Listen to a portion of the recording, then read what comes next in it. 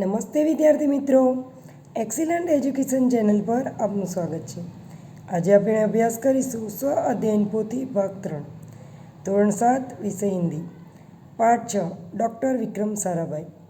તો આજનો અભ્યાસ શરૂ કરતાં પહેલાં જો તમે ચેનલ સબસ્ક્રાઈબ ન કરી હોય તો ચેનલને સબસ્ક્રાઈબ જરૂરથી કરી લેજો. અને હા, વિડીયોને લાઈક પણ જરૂરથી કરી લેજો. વિડીયોમાં શરૂથી લઈને અંત સુધી વિડીયો જોવાનો આગ્રહ રાખજો, જેથી કરીને મોસ્ટ આઈએમપી પ્રશ્નોની ચર્ચામાં તમે ભાગ લઈ શકો. प्रकरण 6, डॉक्टर विक्रम साराभाई. प्रश्न 1 अ, उचित जोड़ मिलाकर कोष्टक में के क्रम में लिखिए. 12 अगस्त 1912, तो उसका आंसर आएगा जन्म. सन 1934 से 37, तो नंबर आएगा 5, गुजरात कॉलेज. सन 1942, तो जवाब आएगा 4, विवाह सूत्र में बंधे. सन 1961, 3 नंबर आएगा ऊर्जा प्रयोग के सदस्य. सन 1962, 1 नंबर भटनागर पुरस्कार. सन 1968, तो विज्ञान विभाग के अध्यक्ष. तो इस तरह जो है ये मोस्ट एमपी है और एक एग्ज़ाम में पूछा जाता है, आप अच्छी तरह से ज्ञात कर लीजिएगा. प्रश्न 1 ब, सही विधान के सामने टिक और गलत विधान के सामने चौकड़ी का निशान कीजिए. 1, विक्रम साराभाई 7-8 साल की उम्र में शिमला गई थी. राइट. 2, विक्रम साराभाई के बारे में गांधी जी ने भविष्यवाणी की थी. रॉन्ग. 3, सही, उन्हें साहसिक कारनामे प्रिय थे. सही, यानी राइट. 4, द्वितीय विश्व युद्ध के दौरान विक्रम साराभाई भारत लौट आए. राइट. 5, उनके नाम पर ढेरों चिट्ठियाँ आने लगी. राइट. 6, विक्रम साराभाई हरिकोटा के कोचिंग स्टेशन गई थी. रॉन्ग, यानी गलत. प्रश्न 1 क, घटनाओं के सही क्रम को कोष्टक में लिखिए. तो इसमें सबसे पहला नंबर आएगा साइकिल पर विभिन्न कलाबाजियाँ करते. 2 नंबर पर आएगा कैम्ब्रिज से गणित भौतिकी में बीएससी की परीक्षा में सफलता की. 3 नंबर पर आएगा हिमालय की ऊंची चोटियाँ सर्वाधिक उपयोगी है होगी. 4 नंबर है लास्ट, भारतीय अनुसंधान केंद्र का गठन. 5 नंबर पे फर्स्ट, लोक विज्ञान केंद्र एवं नेहरू विकास संसाधन की स्थापना. और 6 नंबर पर अंतर्राष्ट्रीय अणुमंच के 14वीं परिषद के प्रमुख बने. तो इस तरह जो है कोष्टक में सही क्रम लिख लीजिएगा. ये भी मोस्ट एमपी क्वेश्चन है और एक एग्जाम में पूछा जाता है. प्रश्न 1 ड, निम्नलिखित प्रश्नों के सही विकल्प में टिक, सही विकल्प के बॉक्स में टिक का निशान कीजिए. 1, हमें यशस्वी बनने के लिए क्या करना पड़ता है? तो कर्म करना पड़ता है. 2, पर्यायवाची शब्द की गलत जोड़ पहचानिए. तो सुझाव तो परामर्श, ये गलत जोड़ है. 3, विरुद्धार्थी शब्द की सही जोड़ नहीं है. तो हल तो निहल, ये सही जोड़ नहीं है. 4, बालक बड़ा होकर यशस्वी बनेगा. रेखांकित शब्द का अर्थ दीजिए. यशस्वी यानी कुख्यात, फेमस. 5, सही वर्तनी पहचानिए. तो उत्कृष्ट, ये वर्तनी सही है. प्रश्न 2 अ, प्रश्नों के उत्तर लिखिए. 1, डॉक्टर विक्रम साराभाई ने कौन कौन से संस्थानों की स्थापना की है? जवाब, डॉक्टर विक्रम साराभाई ने सन 1947 में अहमदाबाद में भौतिक संसाधन अनुसंधान प्रयोगशाला की स्थापना की है. अहमदाबाद में ही उन्होंने टेक्सटाइल इंडस्ट्रीज रिसर्च एसोसिएशन की आधारशिला रखी. डॉक्टर विक्रम साराभाई के ही प्रयासों से अहमदाबाद में लोक विज्ञान केंद्र एवं नेहरू विकास संसाधन की स्थापना हुई है. 2, डॉक्टर विक्रम साराभाई कौन कौन से संस्थानों के साथ जुड़े थे रहे? जवाब, परमाणु ऊर्जा आयोग के सदस्य बनाए गए. डॉक्टर भाभा की मृत्यु के पश्चात परमाणु ऊर्जा संस्थानों का भार युवा वैज्ञानिक डॉक्टर विक्रम साराभाई के कंधों पर ही आ गया। उन्होंने भारतीय अनुसंधान केंद्र का गठन किया। 3. डॉक्टर विक्रम साराभाई ने जन सामान्य की विज्ञान के प्रति रुचि जागृत करने के लिए क्या किया? तो ये मोस्ट एमपी क्वेश्चन है, आप ज्ञात कर लीजिए। विज्ञान के प्रति सामान्य जन की रुचि जागृत करने के लिए डॉक्टर विक्रम साराभाई ने अहमदाबाद में लोक विज्ञान केंद्र और नेहरू विकास संस्थान की स्थापना की। 4. भारत सरकार ने गुलमर्ग में वैज्ञानिक उपकरणों से लैस एक प्रयोगशाला स्थापित क्यों की? तो जवाब, ब्रह्मांड तथा सौरमंडल के कई जटिल प्रश्नों का प्रायोगिक हल निकालने का श्रेय डॉक्टर विक्रम साराभाई को प्राप्त है। यह उन्हीं का सुझाव था कि कॉस्मेटिक किरणों पर प्रयोग के लिए हिमालय की ऊंची चोटियां सर्वाधिक उपयुक्त व अनुकूल होगी। इसलिए भारत सरकार ने गुलमर्ग में वैज्ञानिक उपकरणों से लैस एक प्रयोगशाला स्थापित की। प्रश्न 5. डॉक्टर विक्रम साराभाई ने टेक्सटाइल इंडस्ट्रीज रिसर्च एसोसिएशन की आधारशिला क्यों रखी? जवाब, देश में वस्त्र उद्योग की सामान्य तकनीकी समस्याओं के हल निकालने के लिए उद्देश्य से डॉक्टर विक्रम साराभाई ने टेक्सटाइल इंडस्ट्री रिसर्च एसोसिएशन की आधारशिला रखी। 2. प्रश्न 2 ब प्रश्नों के उत्तर दीजिए। 1. डॉक्टर विक्रम साराभाई ने अपने नाम खुद क्यों चिट्ठी लिखी होगी?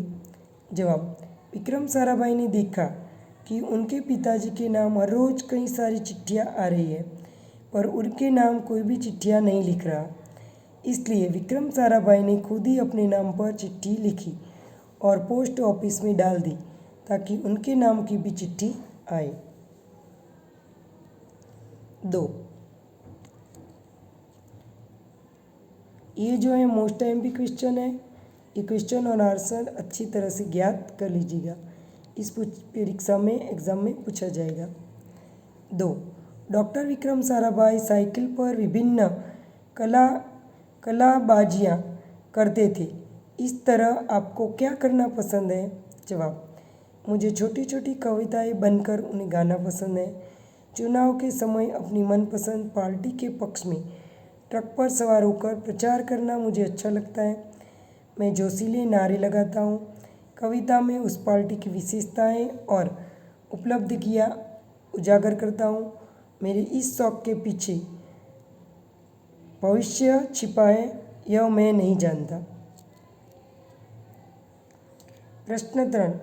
आपको विज्ञान का कौन सा आविष्कार पसंद है?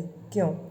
जवाब, मुझे विज्ञान का टेलीफोन का आविष्कार पसंद है, क्योंकि टेलीफोन की मदद से ही हम दुनिया के किसी भी कोने में बैठे हुए दूसरे व्यक्ति के साथ बात कर सकते हैं, उसे देख सकते हैं, कई जानकारियाँ मिल सकती है।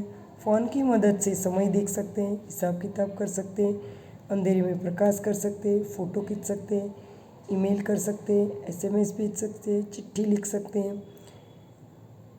इस तरह बहुत सारे काम में मोबाइल का आविष्कार बहुत ही बढ़िया काम आता है। प्रश्न 4. आप बड़े होकर क्या बनना चाहते हैं? क्यों? तो ये मोस्ट एमपी क्वेश्चन है, आप कर लीजिएगा। मैं बड़ा होकर शिक्षक बनना चाहता हूँ, क्योंकि शिक्षक अपने विद्यार्थी को कुछ कर दिखाने के लिए प्रेरित करते हैं, विद्यार्थी को शिक्षा देते हैं, विद्यार्थी अपने जीवन में आगे बढ़ सकता है। मैं शिक्षक बन के समाज के लोगों का शिक्षित करना चाहता हूँ। इस तरह देश की सेवा करना चाहता हूँ और शिक्षित देश बनाना चाहता हूँ। प्रश्न 5. किसी व्यक्ति को सम्मान क्यों प्रदान किया जाता है? जवाब, जब किसी ने समाज के लाभ के लिए कार्य किया हो, या फिर किसी क्षेत्र में ऊंचा नाम कमाया हो, या किसी के हित में कार्य किया हो, या पढ़ाई में अच्छे नंबर या अच्छे गुण लाए हो, तब वह सम्मान के पात्र बनते हैं। तो ये भी मोस्ट एमपी क्वेश्चन है, ये आप ज्ञात कर लीजिएगा। प्रश्न 3. शब्दों के उचित क्रम में रखकर अर्थपूर्ण वाक्य बनाइए। तो ये आगे के चैप्टर में भी आ गया है, हर एक चैप्टर में पूछा जाता है, एग्ज़ाम में भी पूछा जाएगा। तो ये आप अच्छी तरह से ज्ञात कर लीजिएगा। 1. विक्रम साराभाई एक वैज्ञानिक थे। 2. विक्रम साराभाई 8 भाई बहन थे। 3. उनका परिवार एक प्रतिष्ठित उद्योगपति परिवार था। 4. उन्हें साहसिक कारनामे प्रिय थे। 5. यह बालक बड़ा होकर बहुत ही यशस्वी बनेगा। प्रश्न 6. निम्नलिखित शब्दों का वचन परिवर्तन करके वाक्य में प्रयोग कीजिए, जैसे कि लड़का तो लड़के। वाक्य प्रयोग: लड़का पढ़ रहा है, लड़के पढ़ रहे हैं। 1. मूर्ति तो मूर्तियाँ, वह मूर्ति अच्छी है, वह अच्छी मूर्तियाँ हैं। 2. चिट्ठी तो चिट्ठियाँ, उसने मुझे चिट्ठी ले भेजी, उसने मुझे चिट्ठियाँ भेजी। तोते तो तोता, डाल पर बहुत सारे तोते बैठे हैं, डाल पर बहुत सारा तोता डाल पर बैठा तोता उदास था। 4. लिफाफा तो लिफाफे, वह लिफाफा दे दो, वे लिफाफे दे दो। प्रश्न 5. निम्नलिखित विधानों में से सर्वनाम ढूंढकर उन्हें तालिका में वर्गीकृत कीजिए।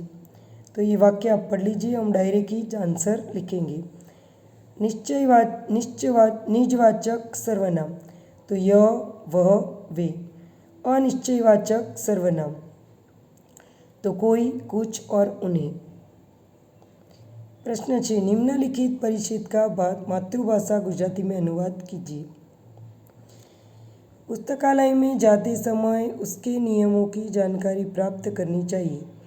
तो ગુજરાતી થશે પુસ્તકાલય એટલે કે લાઇબ્રેરી, પુસ્તકાલયમાં જતી વખતે તેના નિયમો વિશે માહિતી મેળવવી જોઈએ।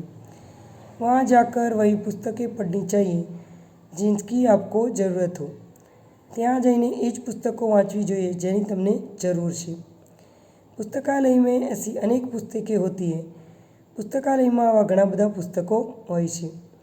यदि विद्यार्थी पुस्तकालय में केवल किस्से कहानियाँ की किताबों पढ़कर अपना समय बर्बाद के लिए जाते हो तो सदुपयोग करना चाहिए। पुस्तकालयમાં जो विद्यार्थीओ पुस्तकालयમાં जो वार्ताना पुस्तकों वाँचीने समय बगाड़वा जता होय तो तमारे तेनो सदुपयोग करीने पुस्तकालयમાં जावुं जोईए। पुस्तकालय में बैठकर पुस्तकें पढ़ने समय बिल्कुल शांत रहना चाहिए। पुस्तकालयમાં બેસીને पुस्तक वाँचता समय एकदम शांति राखवी જોઈએ। पुस्तकालय की पुस्तकों पर पेंसिल या पेन का निशान लगाना, चित्र या आदि फाड़ना, गंदा करना ठीक नहीं है। पुस्तकालय में एकाग्रचित्ते अभ्यास करवो જોઈએ। पुस्तकालयना पुस्तकों पर पेंसिल के पेन वडे चिन्ह न करवुं જોઈએ। तेना पर चित्र के गंदा चित्रने पाड़वा के गंदा करवा ते योग्य नहीं। वहाँ बैठकर हमें औरों का भी ध्यान रखना चाहिए। ત્યાં બેસીને આપણે બીજાનું પણ ધ્યાન રાખવું જોઈએ। हमें कोई ऐसा आचरण नहीं करना चाहिए जिससे दूसरों को असुविधा हो। આપણે તેવું આચરણ ન કરવું જોઈએ, તેવું વર્તન ન કરવું જોઈએ જે અન્ય લોકો માટે અસુવિધાજનક બની જાય।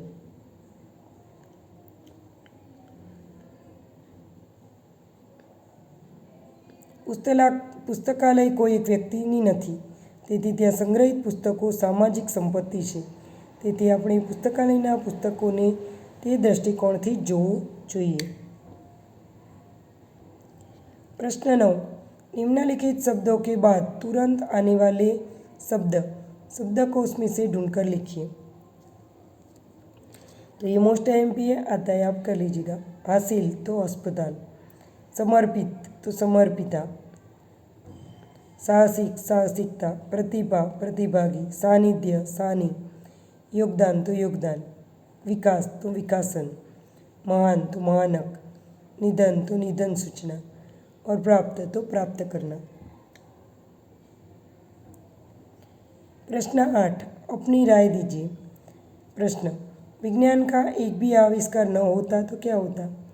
जवाब: विज्ञान के बिना दुनिया की कल्पना करें तो हमें एक गहरा शून्य ही दिखेगा। जैसे कि उदाहरण स्वरूप एडिसन ने विद्युत बल्ब का आविष्कार किया ना होता तो शायद पूरी दुनिया अंधेरे में डूब गई होती। इसलिए हम कह सकते हैं कि विज्ञान का आविष्कार न होता तो आज हम नई ऊंचाई पे नहीं पहुंचते, टेलीफोन में बातचीत नहीं कर सकते होते, ये वाईफाई नहीं होता और कोई भी सुविधा नहीं होती, आज हमारा देश भी इतना उजागर नहीं होता। तो विज्ञान का आविष्कार बहुत ही ज़रूरी था और बहुमूल्य भी है। प्रश्न 9, निबंध लेखन कीजिए। विज्ञान अभिशाप या वरदान? ये हर एक एग्जाम में पूछा जाता है। Most most most most most triple most MP question है, आप ज्ञात कर लीजिएगा। विज्ञान की दोहरी प्रकृति के बारे में हम सब जानते हैं। विज्ञान मानव जीवन के लिए वरदान भी है और अभिशाप भी है। जब तक इसका मानव जीवन के लिए ये शब्द उपयोग किया जाता है तब तक ये वरदान है, लेकिन जब इस विज्ञान का दुरुपयोग मानव जीवन को क्षति पहुंचाने का प्रयास किए तो ये मानव जीवन के लिए अभिशाप बन जाता है।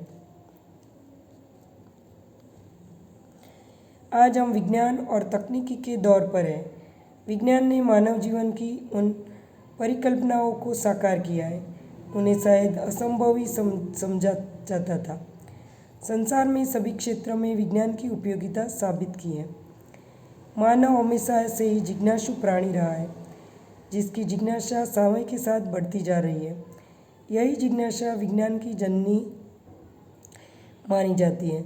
जैसे जैसे मानव की आवश्यकता बढ़ती जाती है, वैसे वैसे वो नए नए आविष्कार सामने आते जाते हैं। जैसे सिक्के के दो पहलू हैं, इसी तरह विज्ञान के भी दो पहलू हैं, वरदान और अभिशाप। आज स्वास्थ्य, चिकित्सा, दूरदर्शन, यातायात, सूचना प्रौद्योगिकी और अंतरिक्ष विज्ञान, इन सभी क्षेत्रों में विज्ञान की अपनी विशेष भूमिका है। आज मानव प्रजाति अंतरिक्ष और चंद्रमा दोनों पर पहुंच चुकी है। इस तरह विज्ञान की बदौलत ही आज दूरसंचार और सूचना प्रौद्योगिकी को बढ़ावा देने के लिए मोबाइल से लेकर सुपर कंप्यूटर मौजूद है।